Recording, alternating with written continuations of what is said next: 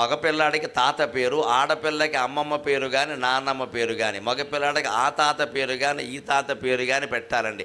మన ఇష్టం వచ్చిన పేర్లన్నీ పెట్టి పిల్లల జీవితాలు పాడు చేయొద్దండి అనవసరంగా.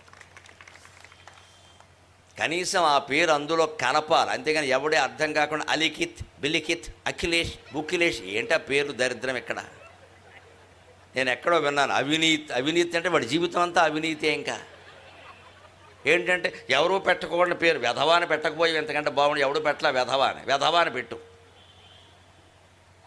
ఏంటది? ఏ పేరు పెడితే ఆ పేరు పెట్టడమేనా? సంస్కృతి ఎంత గొప్పది, సంప్రదాయం ఎంత గొప్పది అంటే, అమ్మమ్మ పేరు మనవరాలకి పెట్టామంటే అమ్మమ్మ చనిపోయినట్టు లెక్క కాదు, ఆవిడ మళ్ళీ ఇలా పుట్టింది. అమ్మమ్మ సంప్రదాయం కూడా మనవరాలకి చెప్పచ్చు. నీకు ఆవిడ పేరెట్టేమే, ఆవిడ ఎలా ఉండేదో తెలుసా?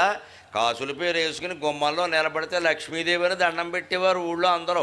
నువ్వు కూడా అలా ఉండాలంటే ఆ అమ్మాయి తప్పు చేయకుండా ఉంటుందమ్మా, తప్పు చేయకుండా ఉంటుందమ్మా. పిల్లలకి నేర్పాల్సింది అది.